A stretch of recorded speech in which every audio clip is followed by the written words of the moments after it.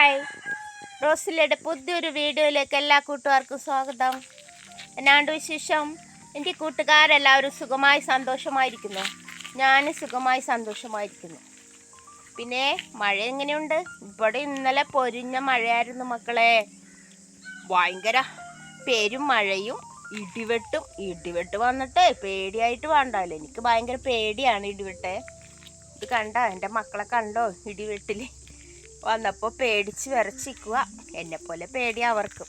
എൻ്റെ pink fairy, yellow ക്രിക്കറി rose, peach ക്രിക്കറി റോസ്, പിന്നെ വൈറ്റൊക്കെ ഉണ്ട്, റെഡുണ്ട്. പക്ഷെ അവർക്കൊന്നും ഫ്ലവറില്ല.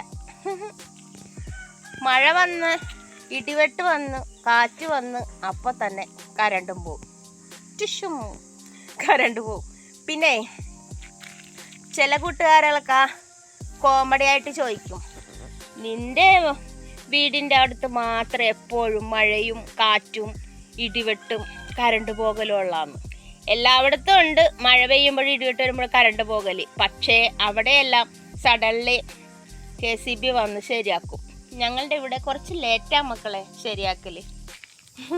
ഇവിടെ ഒത്തിരി മരങ്ങളൊക്കെ ഉണ്ടല്ലോ. കർണാടകയല്ലേ, ഒത്തിരി ഫോറസ്റ്റൊക്കെ ഉള്ള സ്ഥലം. എവിടെയെങ്കിലും ഒരു മരം വീണാൽ എല്ലായിടത്തും കരണ്ട് പോകും. അങ്ങനെയാണ് ഞങ്ങളിവിടെ കഴിയുന്നത്. എല്ലാവർക്കും ഇതേ ബുദ്ധിമുട്ടാണ്. എനിക്ക് കുറച്ച് കൂടുതൽ ബുദ്ധിമുട്ട്. നമ്മൾ കുറച്ച് ആളല്ലേ ആയിട്ടുള്ളൂ ഇവിടെ ഇങ്ങനെ കർണാടകയിലൊന്ന് പരിചയമായിട്ട്. പക്ഷേ ഇവർക്കൊക്കെ നേരത്തെ അറിയാം ഇങ്ങനെയൊക്കെ തന്നെയാണെന്ന്. അപ്പോൾ അതിൻ്റെതായ ചെറിയൊരു വിഷമം. കരണ്ട് പോകുമ്പോൾ അയ്യോ കരണ്ട് പോയേ. പിന്നെ വേറെ എന്തുണ്ട് വിശേഷം?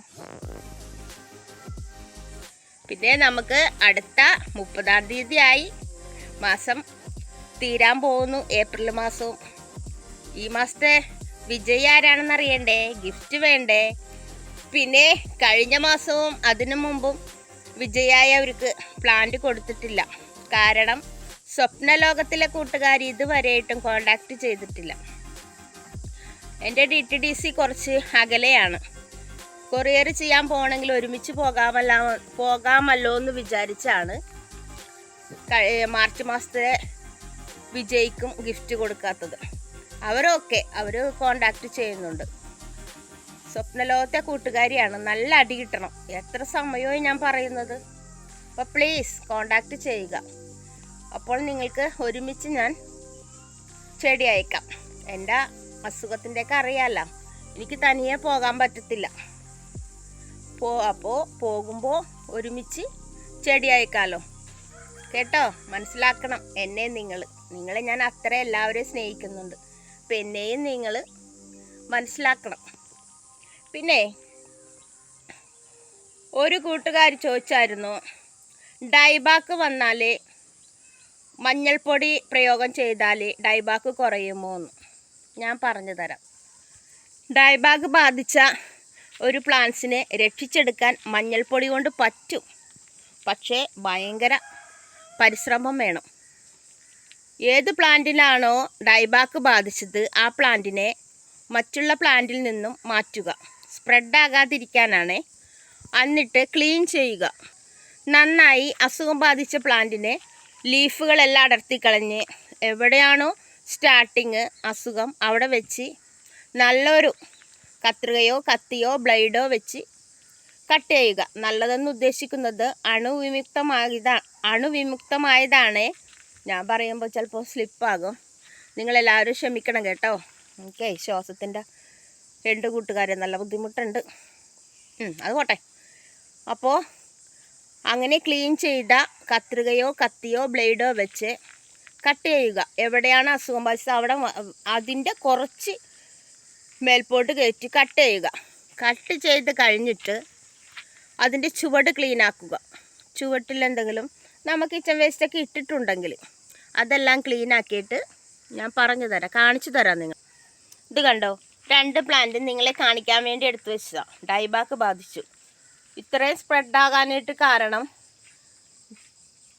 ഞാൻ പറഞ്ഞില്ലേ 2 ദിവസം ഹോസ്പിറ്റലിൽ പോയതിൻ്റെ ഒക്കെ കാരണം പിന്നെ വയ്യാഴിക വന്നപ്പോൾ നോക്കാണ്ടായി. ഇത്ര ഉണ്ടായിരുന്നില്ല അസുഖം, പക്ഷേ ഇപ്പോൾ രോഗം ഒരുവിധം ബാധിച്ചു. അങ്ങനെ ഞാൻ ലീഫുകളെല്ലാം ക്ലീൻ ചെയ്തിട്ട് എവിടെയാണോ അസുഖം ഇവിടെ തുടങ്ങിയുണ്ടായിരുന്നു അതെല്ലാം കട്ട് ചെയ്തു.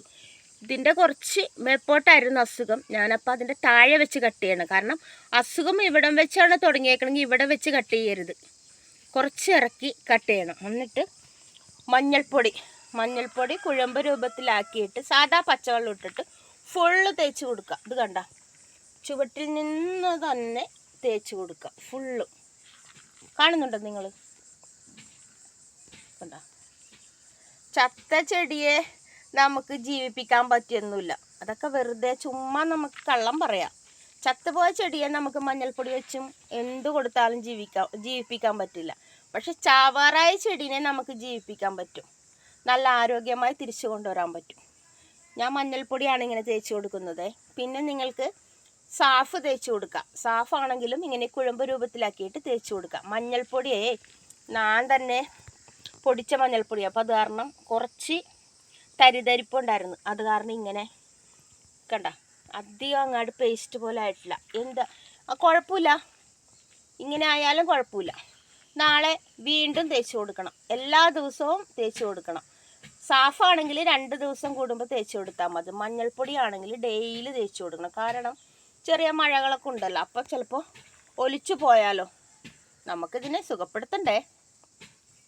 അങ്ങനെ ഒരാഴ്ച ഇതിന് മഞ്ഞൾപ്പൊടി അല്ലെങ്കിൽ സാഫ് വെച്ച് ട്രീറ്റ്മെൻറ്റ് ചെയ്യണം കേട്ടോ. ഇവർ പേഷ്യൻ്റായിപ്പോൾ ICUവിൽ കയറ്റിയേക്കുക. ICUവിലായിരുന്നു ഞാൻ നിങ്ങളെ കാണിക്കാൻ വേണ്ടി ഇവിടെ കൊണ്ടുവന്ന് വെച്ചത്. അങ്ങനെ ഇങ്ങനെ ചെയ്ത് കൊടുക്കാം. ലീഫുകളെല്ലാം അടർത്തി കളയണം കേട്ടോ, ശിഖരങ്ങളും കട്ട് ചെയ്ത് കളയണം കേട്ടോ.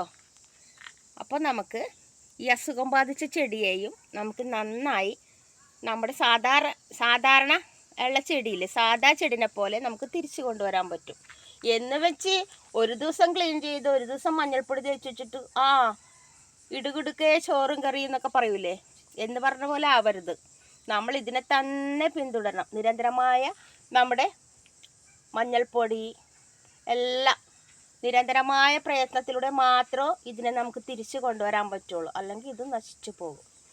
എൻ്റെ ഇത് നല്ല സൂപ്പർ റോസായിരുന്നു, ഡബിൾ ഡിലേറ്റഡ്, പിന്നെ ഒരു ഓറഞ്ച് ബിഗ് ഫ്ലവറിൻ്റെ ക്ലൈമ്പിംഗ് റോസ്. ഇത് ഞാൻ തിരിച്ചു കൊണ്ടുവരും, എനിക്ക് കോൺഫിഡൻസ് ഉണ്ട്. നമ്മളിത് തന്നെ ഇനി ഇതിൻ്റെ പുറകിലായിരിക്കും, ഇവരുടെ വധവരിക്കൊള്ളിഞ്ഞ്.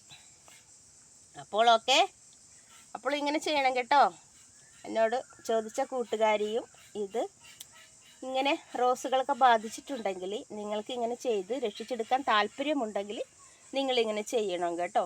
പിന്നെ ഇതിൻ്റെ ചുവട്ടിൽ നിങ്ങൾക്ക് ശീമക്കൊന്നയുടെ ലീഫില്ലേ, ചപ്പ്, അതിട്ട് കൊടുക്കാം കേട്ടോ. അതും നല്ലതാണ്. ഞാനിടാൻ പോകുന്നേ ഉള്ളൂ, ഞാനിട്ടിട്ടില്ല. കാരണം ഒന്നുമില്ല, ഭയങ്കര മഴയായിരുന്നില്ലേ. ഇടാൻ പോകുന്ന ഞാൻ ഇപ്പം ഇടും കേട്ടോ മക്കളെ. എൻ്റെ കൂട്ടുകാർക്കെല്ലാവർക്കും നല്ലൊരു ദിവസം ആശംസിക്കുന്നു. നമ്മുടെ ഈ കൊച്ചു ചാനൽ സപ്പോർട്ട് ചെയ്ത എല്ലാ കൂട്ടുകാർക്കും ഒത്തിരി നന്ദി. പുതിയ കൂട്ടുകാരാരെങ്കിലും വീഡിയോ കണ്ട് ഇഷ്ടമായാൽ പ്ലീസ് സബ്സ്ക്രൈബ് ചെയ്ത് സപ്പോർട്ട് ചെയ്യണം കേട്ടോ. നിങ്ങളുടെ സപ്പോർട്ട് ഉണ്ടെങ്കിൽ മാത്രമേ എനിക്ക് മുന്നോട്ട് വരാൻ പറ്റത്തുള്ളൂ മക്കളെ. എത്ര അസുഖം വന്നാലും വേദന വന്നാലും പൂർവാധിക ശക്തിയോടെ ഞാൻ വരും. പക്ഷേ യൂട്യൂബ് അമ്മാവൻ എന്നെ വരച്ച വരയിൽ നിർത്തിയിരിക്കുക. കാരണം വ്യൂസ് കുറവ്. അപ്പോൾ നിങ്ങളൊന്ന് ഉത്സാഹിക്കണം കേട്ടോ. നിങ്ങളെൻ്റെ കൂടെ ഉണ്ടാവില്ലേ? അപ്പോൾ വേറൊരു വീഡിയോയിലൂടെ കാണാം മക്കളെ. Okay, tata, by.